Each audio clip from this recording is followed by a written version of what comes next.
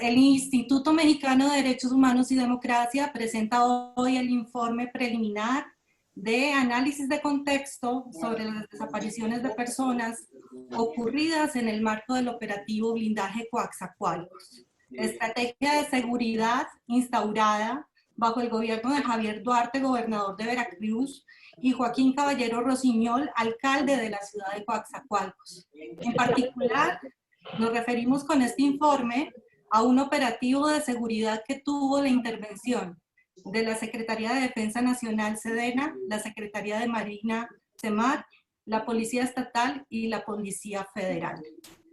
A 5 años de los hechos ocurridos en el transcurso del 2015, donde se conoce oficialmente la desaparición de 35 personas, los familiares siguen buscando y exigiendo justicia y verdad. En el informe que presentamos hoy ante la opinión pública y que esperamos sea de buen recibo y ayude a las autoridades encargadas de la búsqueda e investigación, el Instituto recopila datos e información sobre el contexto político, económico, las dinámicas de violencia, así como la presencia y disputa por el control territorial de los grupos de delincuencia organizada y su vinculación con autoridades durante el tiempo de implementación de la estrategia de seguridad operativo Blindaje Coatzacoalcos. También el informe se preocupa por presentar el contexto en el cual se realizaron las desapariciones, describiendo sus víctimas y los principales problemas que enfrentan las familias para la búsqueda e investigación de los casos. Este esfuerzo tiene como objetivo entregar un primer análisis con información ordenada sobre los hechos y las características del contexto local y estatal, que sirva a los colectivos de familiares de personas desaparecidas como registro amplio de lo sucedido, a las autoridades como insumo para llevar a cabo sus funciones y sus competencias, y sobre todo a la sociedad en general para no olvidar lo sucedido, presentando una aproximación a las explicaciones y los vínculos que dieron lugar a las desapariciones. Finalmente, también queremos agradecer a los colectivos de familiares de personas desaparecidas de Coatzacoalcos por confiar en nuestra organización y permitirnos el honor de acompañarlos. El sentido esencial de este informe solo lo puede otorgar las familias, así que esperamos que este trabajo contribuya en sus labores. Y finalmente, de nuevo, que no se nos olvide, y en palabras de una madre que busca a su hijo, que la historia de los desaparecidos de Coatzacoalcos también hace parte de la historia de este país. Muchas gracias. Yo le cedo la palabra a mi compañero Rafael Heredia, abogado e investigador, autor también de este informe, para que nos dé una presentación general. En mayo de 2014, el gobernador de Veracruz, Javier Duarte, anunció la puesta en marcha del operativo de seguridad más importante en el sur del estado. Este operativo se denominó Operativo Blindaje Coatzacoalcos y estuvo en manos o implementado por elementos de distintas corporaciones, de la Secretaría de Defensa Nacional, SEDENA, de la Secretaría de Marina, en específico Policía Naval, y de la Secretaría de Seguridad Pública de Veracruz, en específico de la Fuerza Civil. Durante mucho tiempo, las autoridades mencionaron que el operativo Blindaje Coatzacoalcos estaba dando resultados, que la inseguridad estaba disminuyendo en Coatzacoalcos, pero no mencionaron que en el contexto de este operativo muchas personas fueron desaparecidas, sobre todo en el año 2015. Como ejemplo, podemos mencionar que el 11 y 12 de mayo, al menos 5 personas fueron desaparecidas en distintos puntos de la ciudad de Coatzacoalcos, y posteriormente, el 25 de septiembre de 2015, al menos 30 personas vuelven a ser desaparecidas en la ciudad de Coatzacoalcos en distintos puntos. Es importante mencionar que existen videos, fotografías, testimonios, en algunos casos, en los que se acredita que las personas hoy desaparecidas fueron vistas por última vez en manos de elementos estatales, sobre todo de Policía Naval y de elementos de Fuerza Civil.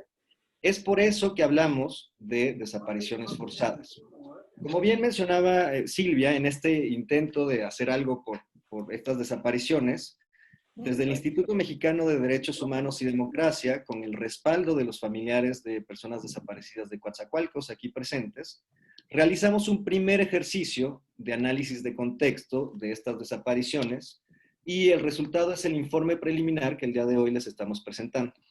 Este informe preliminar, pues como bien mencionaba Silvia, es un inicio que establece la base para poder después realizar rutas de trabajo con las distintas autoridades y continuar el ejercicio de análisis de contexto con las autoridades que aparte tienen la obligación legal de realizar análisis de contexto en la búsqueda y en la investigación. Desde el Instituto Mexicano lo que hicimos fue consultamos distintas fuentes, sobre todo información pública, por ejemplo, noticias, prensas, medios de comunicación, pero también informes oficiales, informes de organizaciones internacionales, de universidades, y también realizamos preguntas vía transparencia, preguntas, solicitudes de acceso a la información, realizamos entrevistas, documentación de casos, y obtuvimos este informe. En cuanto al contenido, pues prácticamente tiene 11 capítulos. Los 3 primeros son esos capítulos que tiene todo informe, que es introducción, metodología, las características como muy específicas de Coatzacoalcos, del territorio y la población. Creo que no vale la pena mucho ahondar en estos capítulos. Pero posterior empezamos a hablar de procesos. Y cuando hablamos de procesos, tomamos información que va desde el 2004 hasta diciembre del 2019. Y a estos procesos, pues lo que explicamos es el escenario político. O sea, ¿qué pasó en Veracruz? Que es algo ya muy bien conocido, con los distintos gobernadores, desde Fidel Herrera, Duarte, Yunes y el actual gobernador. Y después hacemos lo mismo, pero a nivel municipal. ¿Qué pasó en las distintas administraciones de los presidentes municipales de Coatzacoalcos? ¿Cuál era el partido al que pertenecían y la relación que tenían con otras autoridades y con otros actores relevantes? En un mismo sentido, como de forma paralela, explicamos el proceso de la violencia que se generó por la disputa entre los distintos grupos de la delincuencia organizada en Veracruz. Y nos enfocamos primero en Veracruz, que sabemos que en un principio existían estos 4 grupos, pero después hacemos una especie de enfoque o mayor precisión sobre lo que pasó en Coatzacoalcos en el 2015, sobre la pugna que existía en ese momento entre Jalisco Nueva Generación y los Zetas por el control del territorio. Ya una vez con estos 2 procesos explicados, relacionamos o hacemos un capítulo que explica la relación que encontramos en las distintas fuentes entre autoridades y los miembros de la delincuencia organizada. Entonces, estos 3 capítulos que menciono son procesos generales que nos ayudan después a entender un poco mejor lo relacionado con el operativo blindaje Coatzacoalcos. Posteriormente tenemos un capítulo que nos habla de la incidencia delictiva. Y en este capítulo analizamos distinta información oficial de delitos como homicidios, secuestro, extorsión, amenazas, feminicidio, del año 2011 al 2019. Y esta información la vamos analizando con las distintas administraciones, tanto del Estado como de Coatzacoalcos, al igual que lo vamos analizando con las distintas etapas de violencia en Coatzacoalcos y la pugna que existía entre los miembros de la delincuencia organizada.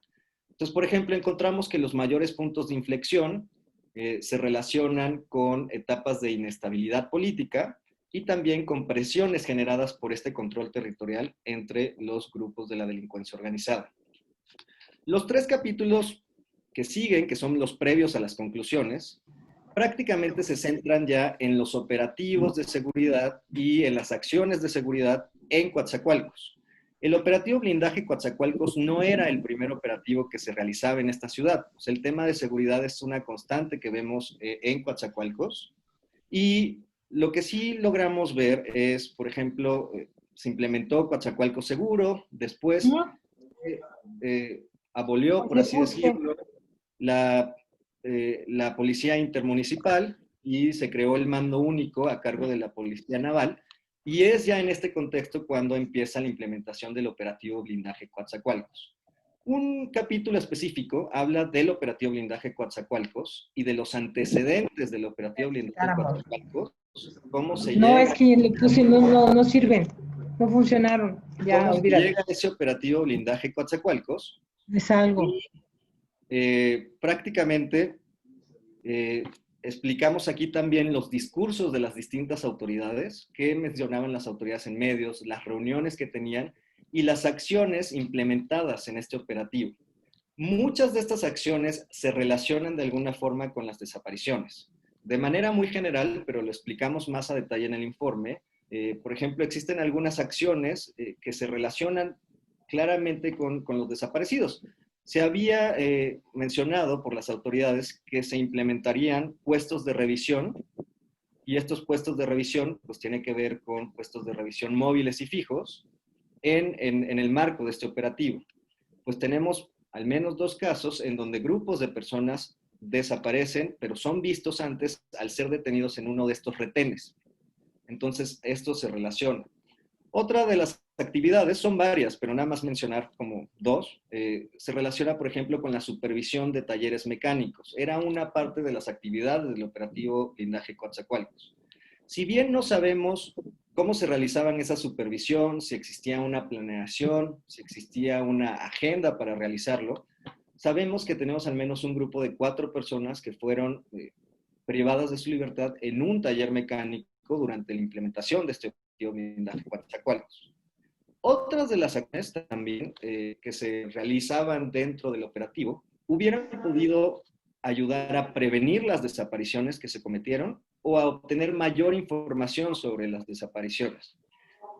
Como ejemplo, también puedo mencionar que el operativo se llamaba blindaje porque establecía un cerco de seguridad en las principales entradas y salidas de la ciudad de Coatzacoalcos.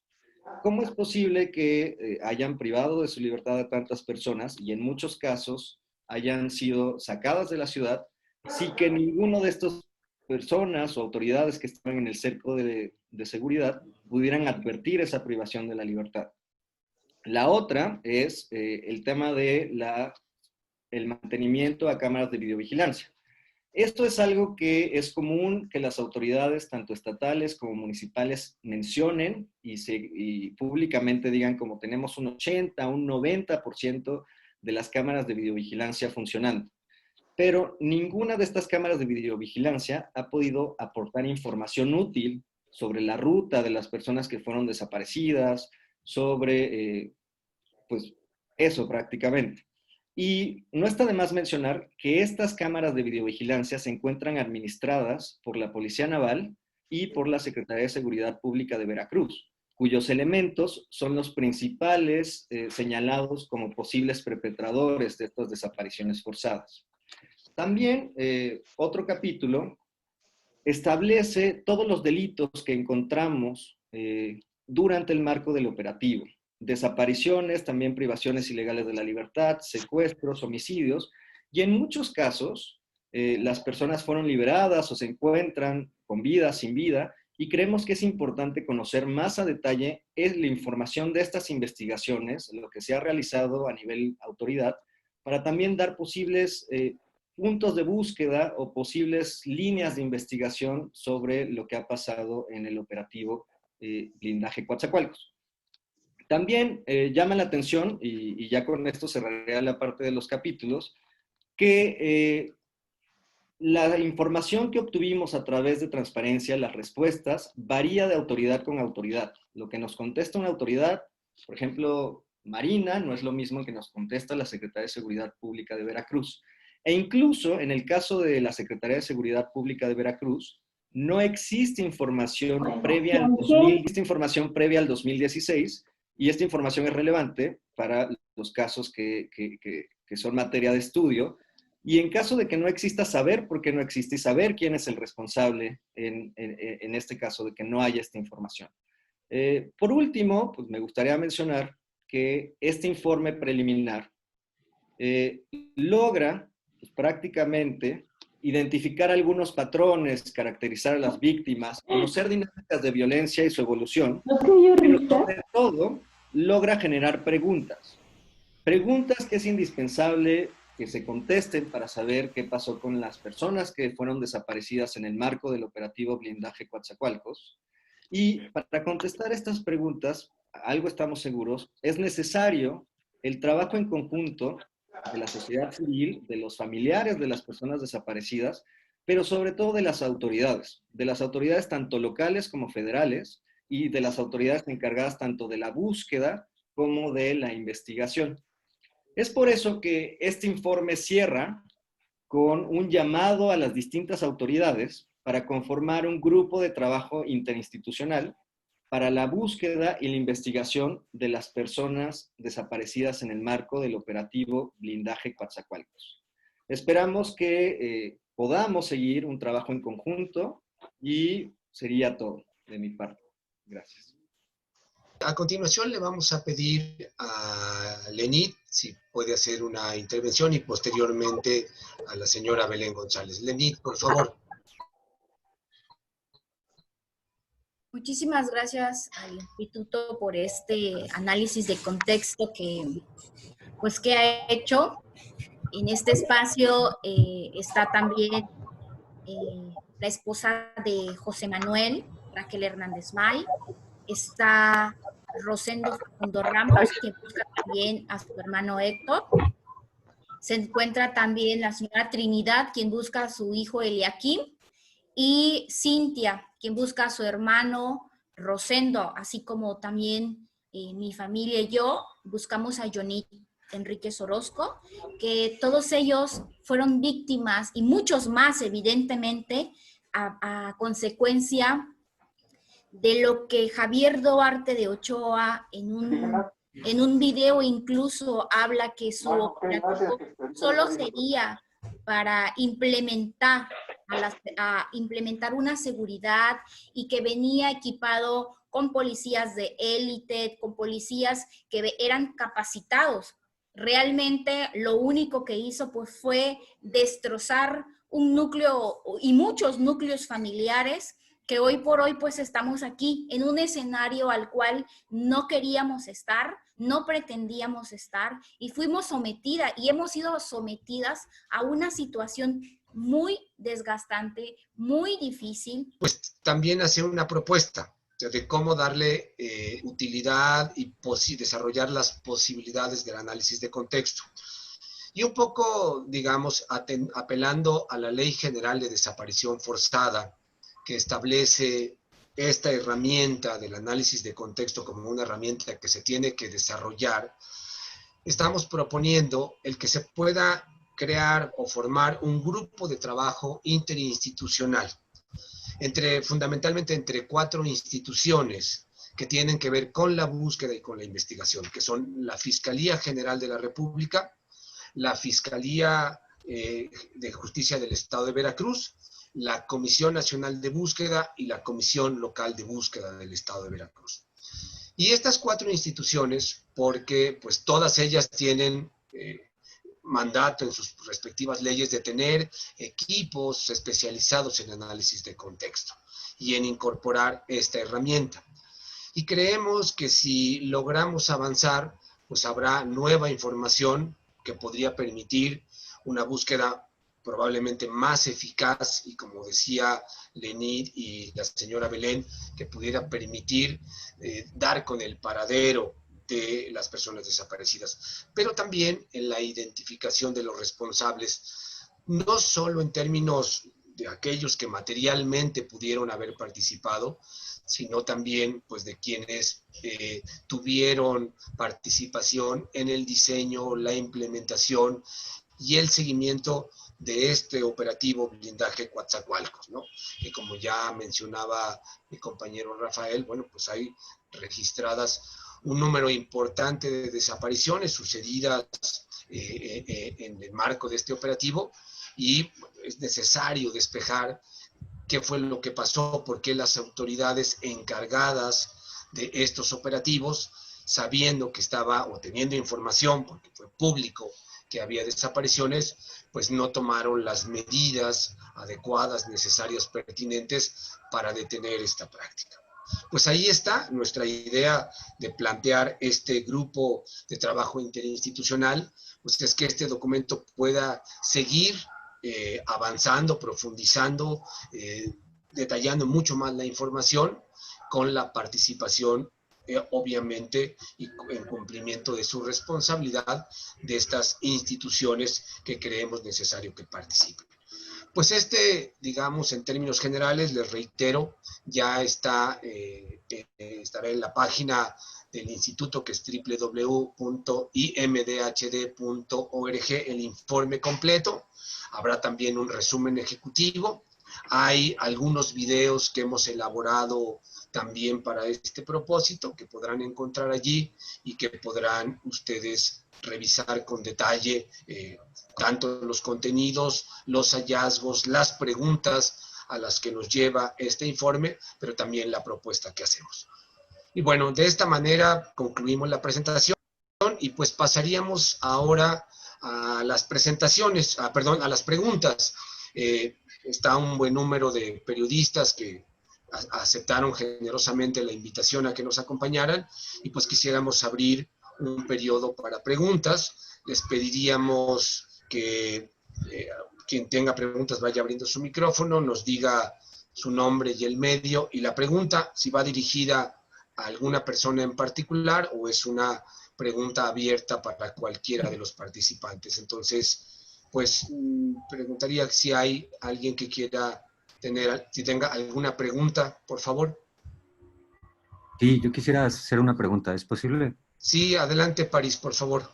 Muchas gracias. Me presento, soy París Martínez, reportero de la Unidad de Investigaciones Periodísticas de la UNAM. Bueno, pues antes que nada, muchas gracias a todos por la invitación, a las familias y, por supuesto, al instituto por el trabajo que ha realizado. Gracias. Recapitulo. Bueno, en otras acciones que han sido documentadas similares, operativos acompañados de todas estas formas de violencia del Estado, se ha documentado también la existencia de acciones posteriores de criminalización de las víctimas y de revictimización de los familiares. Quisiera preguntar si este es un aspecto en el que, por el que cruza el estudio que han realizado y en general dejar abierta la pregunta para las familias. Y quisiera saber si consideran que han enfrentado estos escenarios en sus casos específicos. Y muchas gracias otra vez. Gracias, París. Rafael, no sé si quieres dar una respuesta y si después si Lenid o la señora Belén quieren decir algo más. Claro. Sí, muchísimas gracias por la pregunta. Efectivamente, hablamos cuando mencionábamos un poco del discurso de las autoridades. Una vez que suceden estas desapariciones, es común encontrar en medios de comunicación que, sobre todo las autoridades estatales, criminalizan tanto a las personas que fueron desaparecidas como a las familias.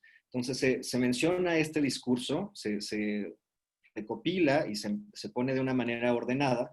Y también mencionamos las acciones que realizan las familias generalmente una vez que se enteran que su familiar ha sido desaparecido, los lugares a donde acuden, en algunos casos interpusieron amparos, en algunos casos realizaron manifestaciones.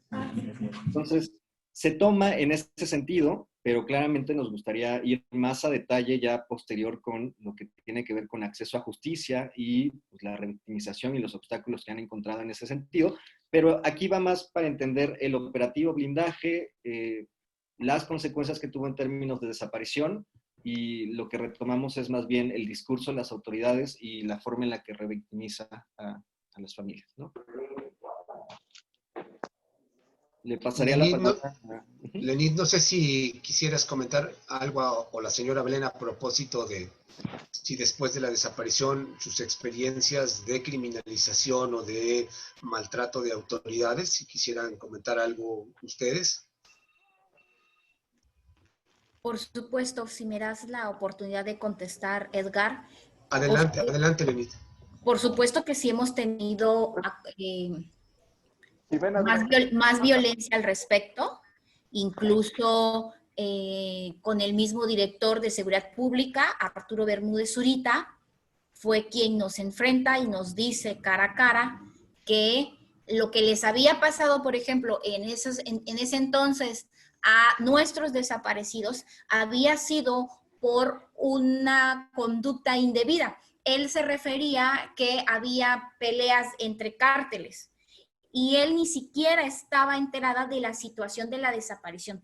Estaba aterrizando en el Hotel Terranova cuando nosotros sabíamos que iba a llegar y fue que queríamos o pensábamos en aquel entonces que por ser de alto mando quien estaba en aquel entonces, pues iba a poder tratar de defendernos, tratar de él como figura pública, al ser una institución que procuraba, que protegía, que podía o teníamos pensado ayudar, realmente nos topamos con una persona que nos violentó muchísimo más.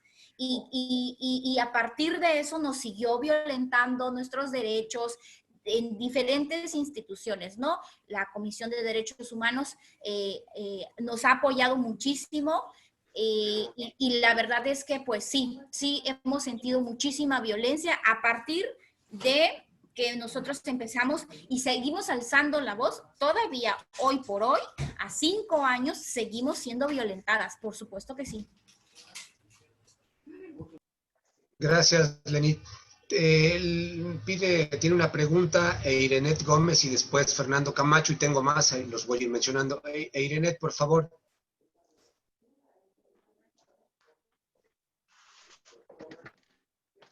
¿Sí me escuchan ahí?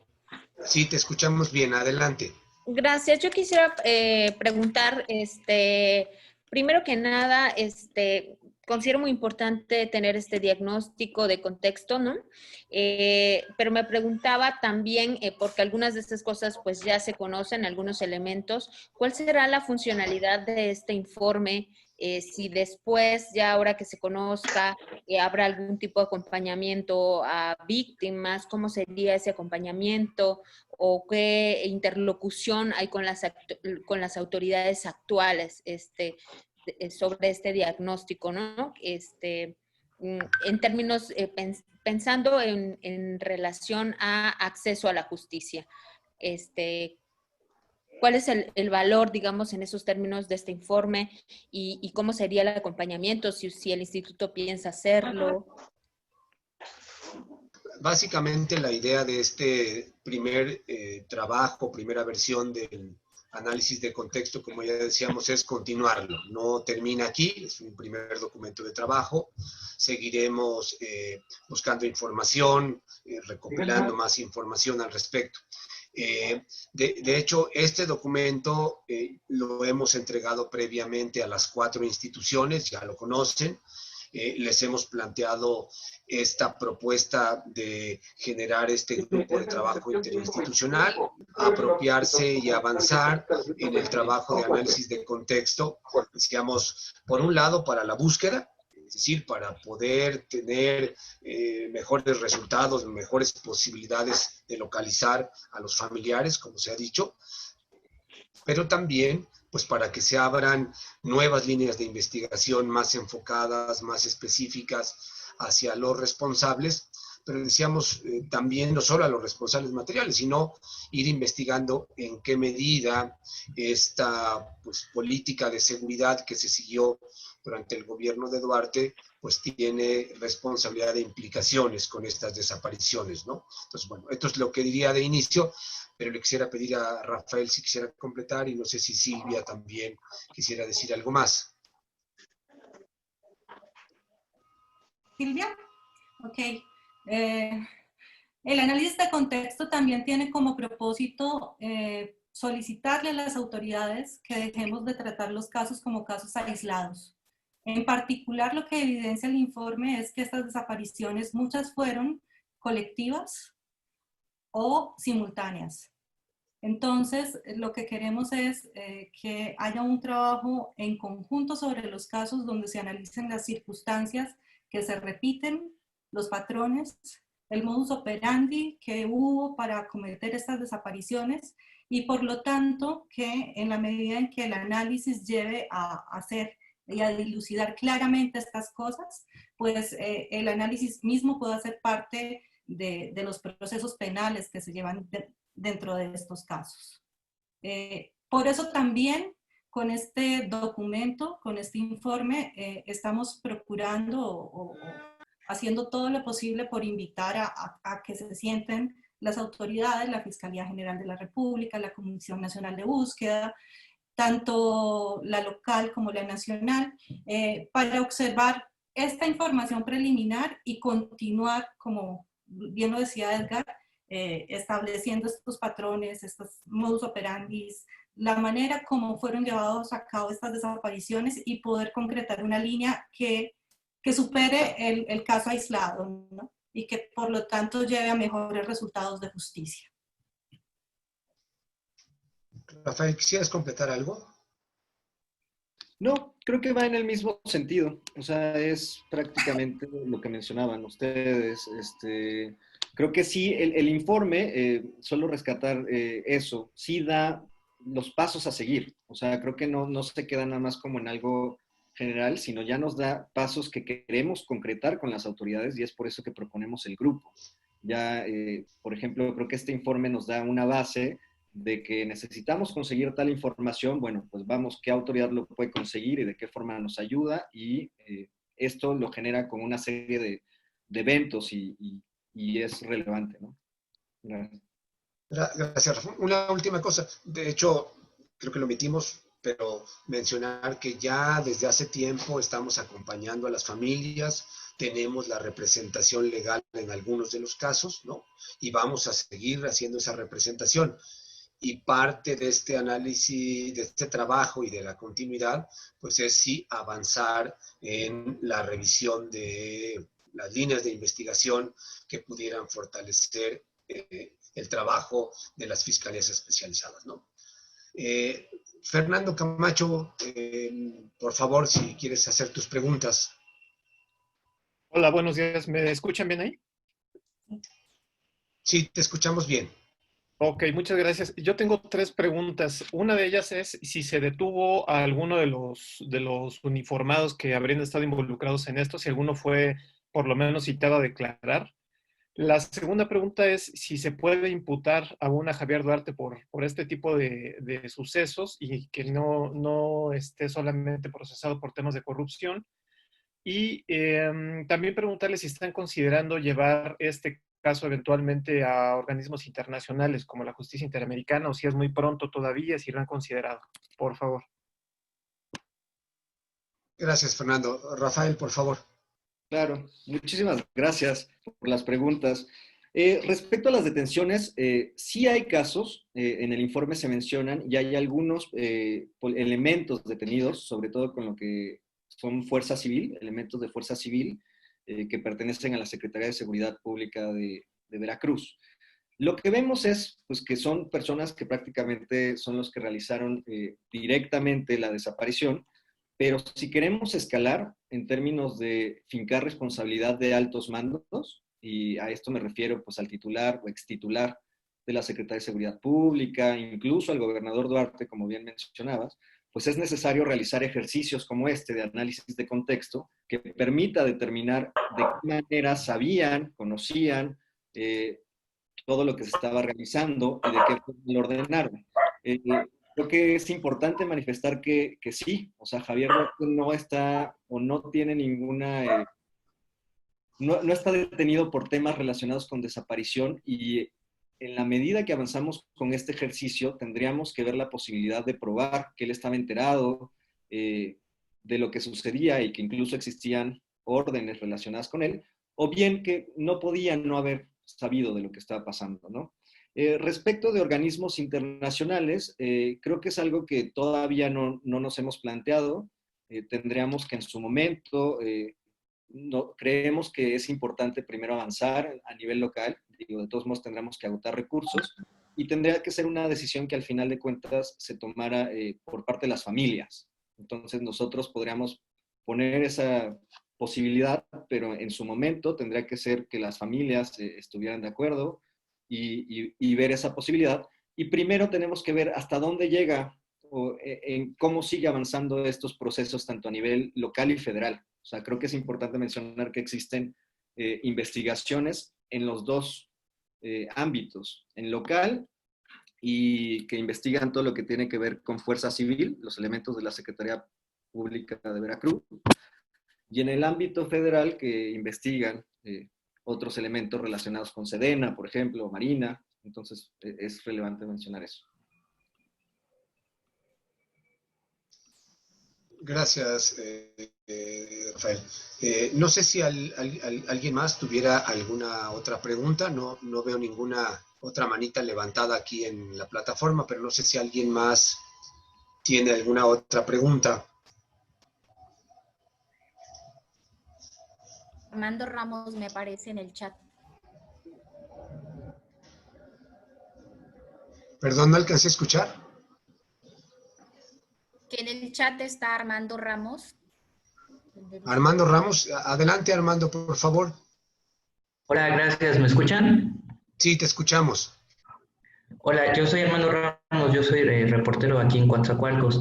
Yo quisiera preguntarles si de acuerdo al informe, a todo lo que investigaron, lo que solicitaron, preguntaron y lo que saben las familias, ¿cuál es el estatus actual en este momento de las investigaciones abiertas por estos 35 casos que han documentado y en qué instituciones, la Fiscalía Estatal o la Fiscalía de la República? Quisiera saber si, de acuerdo a lo que han trabajado, tienen idea de cuántos servidores públicos han comparecido y si entre ellos hay algún secretario de despacho policiaco.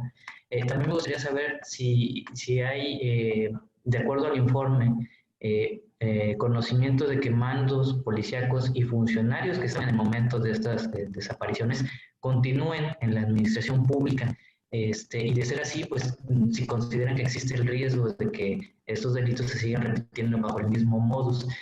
Rafael en su intervención comentó algo de que no había información de la SCP del 2016, pero el micrófono por ahí se abrió y ya no escuchamos bien. No sé si lo podría repetir solamente esa cita. Gracias. Gracias, Armando. Rafa, podrías responder, por favor? Sí, en específico sobre la información de la Secretaría de Seguridad Pública de Veracruz, realizamos varias solicitudes vía transparencia, preguntándole cuántos detenidos había habido derivados del marco del operativo blindaje Coatzacoalcos, cuáles eran las acciones realizadas, los registros que se tienen. Y pues prácticamente la respuesta que obtuvimos fue que no tienen información previa al 2016 y la información que nos logran dar o que nos logran responder tiene que ver con posterior al 2016. Entonces es algo que nos llama la atención pues porque las desapariciones son del 2015. Entonces es importante saber por qué no tienen esa información y en dado caso, pues en dónde está la omisión, qué pasó con esa información y demás, ¿no? Y se tendrá que ver ya sea las consecuencias pues administrativas o de otra índole que existan porque no hay esta información. Respecto a lo otro que mencionabas, pues es difícil saber. O sea, nosotros tenemos conocimiento de algunos casos, pero estos no son el universo. Entonces no podemos obviamente saber cuántos casos en específico hay abiertos y ante qué instituciones. O sea, sabemos que puede existir competencia federal y competencia local, pero en específico decirte cómo están en este estado y demás, pues primero creo que no se puede compartir esa información y la otra es, pues no tenemos conocimiento desde el instituto, ¿no? Nosotros representamos algunos casos, pero no la totalidad de todas las personas que desaparecieron o que fueron víctimas de desaparición durante el operativo blindaje Coatzacoalcos. Que existe también algunos que tienen denuncia, pero se sabe por medios que pueden existir más casos, ¿no? Gracias, Rafael.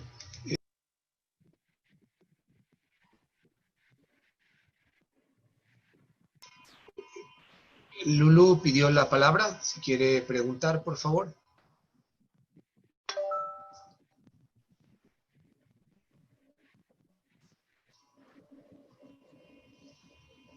Lulu, ¿me escuchas? Vi que tienes levantada la manita aquí en la plataforma. ¿Quieres preguntar?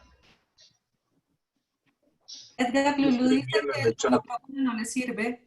Si quieres te leo la pregunta. Ok, si quiere, por favor. Gracias, Silvia. A lo largo de la búsqueda de datos para este informe, aparte de lo que ya nos comentaba Rafael, ¿en algún momento se enfrentaron a respuestas violentas? ¿En algún momento hubo amenazas por investigar los datos? De ser así, ¿qué acciones tomaron?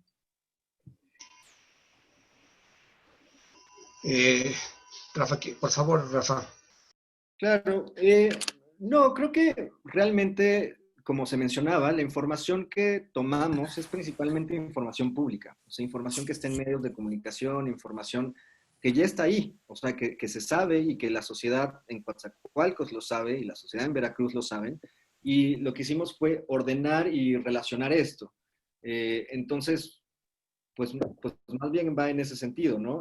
No recibimos alguna amenaza específica relacionada con esto, aunque sabemos, pues obviamente, que el contexto puede ser difícil. Creo que Silvia quiere... ¿Habrá un comité? Sí. Sí, yo quería decir lo siguiente sobre el desarrollo del informe y reiterar lo que dije al inicio, y es, para poder realizar el informe nos servimos muchísimo de las notas de prensa de muchos periodistas en el estado de Veracruz. Periodistas que seguramente el trabajo que realizaron durante todo este tiempo, el informe va de casi miramos información de 2011 al 2019, sobre todo centrada cuando sucedieron los hechos 2015, pero digamos que durante todo este lapso de tiempo estos periodistas seguramente sí enfrentaron amenazas y sí enfrentaron condiciones difíciles para ejercer su labor. Por ello, agradecemos muchísimo el haber podido, a través de todas las notas de prensa que recogimos, elaborar, ordenar la información para poder presentar el contexto. Hasta el momento no hemos recibido amenazas y esperamos no recibirlas. Sin embargo, será de conocimiento público de ser así. Yo no sé si Lenit quiere comentar algo, digamos, nosotros no, pero sí hemos estado al pendiente y siempre con la atención a las familias, que son finalmente las que están en Coatzacoalcos, viven allí, son las que siguen, como ya lo escuchamos tanto de Lenit como de doña Belén, exigiendo justicia, haciendo búsqueda, buscando información. Entonces, no sé, Lenit, si tú quisieras comentar algo sobre temas de hostigamiento, amenazas, por favor. Claro, sí, nosotros sí, evidentemente hemos tenido incluso ciertos tipos de atentados, claro que por supuesto que sí. Seguimos cuidándonos, ¿no? Nos cuidamos entre nosotros, pero nosotros como colectivos, como familias, sí hemos tenido violentaciones. Muchas gracias, Lenit. No sé si hubiera alguien más que tuviera alguna pregunta. Pues parece que no. Pues muchas gracias. Yo quisiera mencionar tres cosas. Una, ya está disponible el informe en la página del instituto. Es www.imdhd.org. Ya lo pueden descargar de allí. Ahí está. Hay también un resumen ejecutivo que trata de rescatar algunos de los puntos fundamentales. Ya lo pueden ahí ver. Decíamos, también hay algunos videos que hemos elaborado en relación al operativo blindaje Coatzacoalcos, ¿no? Yo quisiera terminar agradeciendo mucho a todos ustedes por acompañarnos, a Lenit y al resto de las familias, como a Belén, agradecerles pues la apertura, la generosidad y la confianza que han tenido hasta ahora en el Instituto Mexicano de Derechos Humanos y Democracia. Ya lo hemos platicado con ellas, vamos a seguir trabajando en profundizar en esta herramienta, en seguir acompañando el proceso de exigencia de justicia de las familias, esperando pues tener resultados, que es por un lado conocer el paradero de los familiares, pero también en que en un momento dado se puedan pues imputar responsabilidades a quienes desaparecieron, a estos y a otras personas de las que no necesariamente tenemos toda la información. Pues agradecerles mucho. También reiterar que pues este esfuerzo que hace el instituto esperamos que vaya contribuyendo, como otros que se están haciendo, de pues que esta herramienta que está en la ley de desaparición, que es el análisis de contexto, no es la única, hay otras, pues se vayan utilizando cada vez más, se vayan perfeccionando y sobre todo vayan siendo útiles pues para las instituciones que tienen responsabilidad en el tema, que son las comisiones locales, la Comisión Nacional de Búsqueda, la Fiscalía General de la República y las fiscalías de los estados. Todas y todos sabemos y hemos escuchado que las cifras oficiales hablan de más de 73,000 personas desaparecidas. Los familiares consideran que podría ser un número mayor. Ya el número de 73,000 es verdaderamente escandaloso. Y pues hay un enorme reclamo en Veracruz, yo diría prácticamente en todo el país, de solución, de respuestas a los familiares, de saber qué pasó, dónde están sus hijos, sus hijas, sus esposos, etcétera, pero también que pueda haber una acción donde la impunidad no sea lo que prevalezca en estos casos, sino que el acceso a la justicia sea una realidad tangible, concreta, para los miles de familiares que día a día siguen buscando a sus seres queridos. Pues muchísimas gracias a nombre del Instituto, de quienes estamos aquí, pero del resto de nuestras compañeras y compañeros que formamos el Instituto Mexicano de Derechos Humanos y Democracia.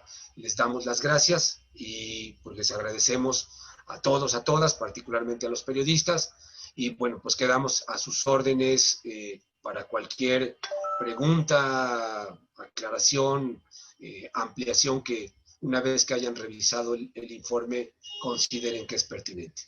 Pues muchas gracias y buenas tardes a todas y a todos.